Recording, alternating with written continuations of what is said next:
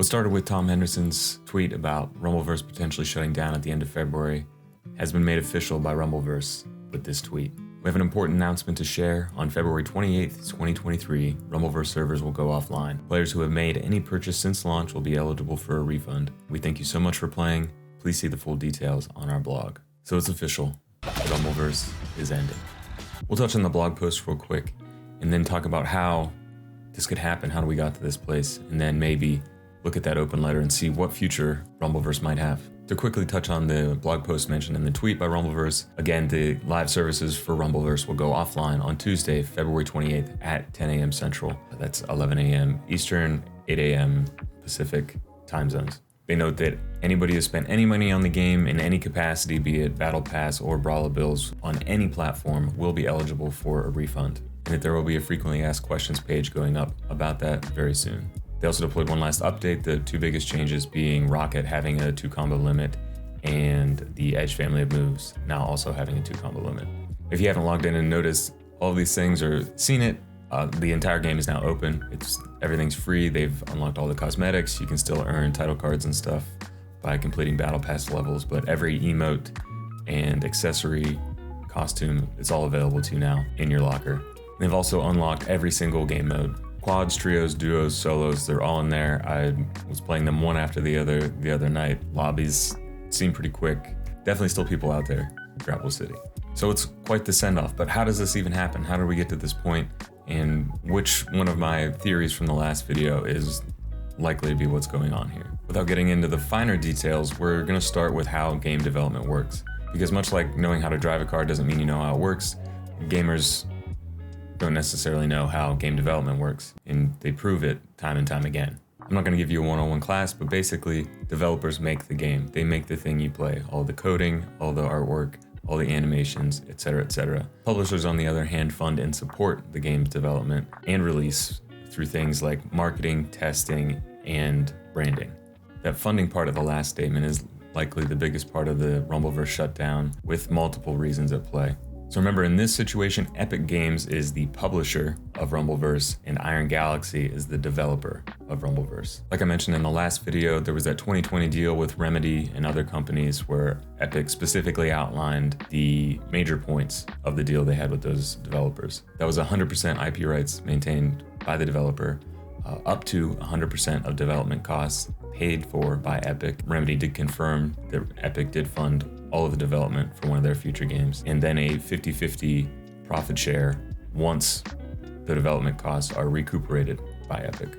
What I didn't mention in the last video was that this deal came 2 years after the start of Rumbleverse. It started development around 2018. Again, there's no confirmation that this is the exact deal that Iron Galaxy has with Epic, but in my mind, something similar wouldn't be that surprising. We talked a little bit about the amount of money that Epic might have in this game in the last video, but I wanted to compare it to something I feel is a similar game, similar situation, a smaller dev kind of making a bigger kind of battle royale game. It's this little game that you might have heard of called Fall Guys. So I'm doing some research on the Fall Guys developers, Mediatonic. It looks like Fall Guys was developed by around 30 people at maximum over the period of around 2 years. The publisher here was Devolver Digital, a fairly well-known indie game publisher. There's also an article quoted as saying that they recouped their development costs in 4 hours once the game launched. And within about a week, the game had sold about 2 million copies, which at $20 a pop on Steam meant that it made at least $40 million in the first 2 weeks. Looking at the Mediatonic salary ranges to get an idea of dev costs, somewhere around an average of $60K a year at 30 people means that we got dev costs of around 3.6 million. So not a super expensive game by any means, but I think we can use that as a decent comparison to Rumbleverse. Now there are around 327 Iron Galaxy employees credited on Rumbleverse, I counted, but video game credits are pretty in-depth as far as including anybody that worked on the game.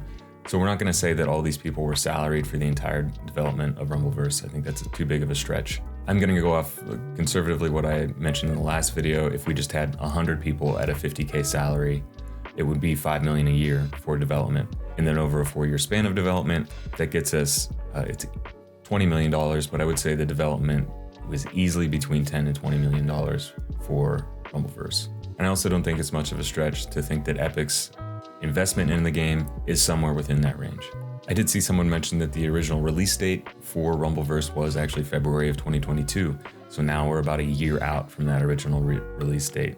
If you remember, the game actually came out in August, but if we're thinking about possible agreements that were already in place, maybe February 2023 was a definitive hard date that they needed to see certain numbers from Rumbleverse, either monetarily or otherwise. Most likely monetarily. If you look back at the Remedy agreement, remember that Epic can cover up to 100% of the development costs, and then there's a 50-50 profit share after Epic recoups those costs. In the same way, there are often milestones during the development of the game for the publisher, to keep supporting the game and to keep giving them money to keep making the game. There are likely milestones after the release that they want to see certain amount of money coming into the game, either supporting the continued development and or so they can finally see, a return on that investment and eventual profits. So the too long didn't read version is Epic foot the bill. Epic gets to decide when to pull the plug. And like I mentioned previously, 6 months certainly doesn't seem like a long time. I don't think that Epic expected to make all their money back in 6 months, but I do think they wanted to see a certain amount of money coming in to where they were going to see that return on investment in a reasonable amount of time. And whether it was always February 2023 or it was going to be every 6 months, who can say? A lot of people have said, Epic is hugely successful. They have Fortnite, why shut down Rumbleverse? Well, it kind of goes both ways. They could obviously support something that was struggling longer than most companies, but there are a few current factors at play that are likely why they're not doing that with Rumbleverse. Rumbleverse came out in the middle of an economic downturn. That's really the economy as a whole. Recently, we've seen major layoffs from Google, Microsoft, Meta, Amazon, some very big players in the tech industry, which kind of shows there could be some belt tightening as a whole throughout tech. And in the same way, Epic could support a struggling game because they do have the massive success of Fortnite and other properties. They can also take the loss on something like Rumbleverse because it plays against the huge success they still have in those other properties and possibly even gets them a tax write-off. At the same time, this shows their investors that they aren't in the business of wasting money on something that's not a good business investment. And I really take no pride in saying that about Rumbleverse, but when it comes to business and businesses, sometimes it's just cold hard numbers. That's capitalism. Now I'm depressed. So on a slightly, possibly more positive note, let's touch on that open letter to the Rumbleverse community. First off, it's super heartfelt. Like I said with every update, I think a lot of care and passion goes into the creation of this game, and there's no real sign that they want to stop. That's a big reason why this just seems to come down to be a business decision by Epic.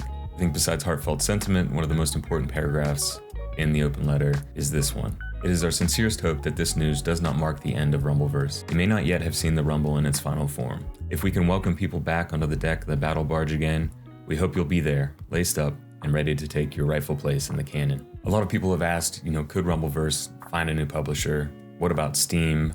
Could Iron Galaxy publish the game itself? And I have some answers to all those questions. First of all, Steam is a store. Steam doesn't publish games. Steam is actually owned by Valve Corporation, which have developed and published games such as Half-Life, Counter-Strike, Portal, Left 4 Dead. Pretty good games. As far as I know, Valve has always developed and published their own games. They don't really publish for other people. So that itself is not a real scenario. It's likely. Can Rumbleverse get picked up by another publisher? Yes, as far as we can tell. Going back to that Remedy agreement, remember it's 100% of the intellectual property is maintained by the developer. We don't know exactly if Epic has rights to any of the super important stuff. Obviously the game's built on Unreal Engine 4, so are a bunch of other games that aren't exclusive to the Epic store. Wouldn't necessarily cause any issues for Rumbleverse moving forward. Could they get picked up by another publisher? Yes, it's possible. However, being dropped by one of the biggest publishers in gaming isn't a good sign. In my opinion, it would likely take a reworking of the game, which costs money. Is Iron Galaxy going to do that? It's hard to say. At the end of the day, you have to remember that these are, businesses that have investors or boards or, somebody to answer to, and, the business is making money continually off these games. So it likely seems as a situation where Epic is discontinuing support of the game and funding for the game because they don't see a future in where it makes them money. It seems very unlikely that another publisher would really want to hop in and pick up from where they left off. As hard as that is to hear as a fan of the game.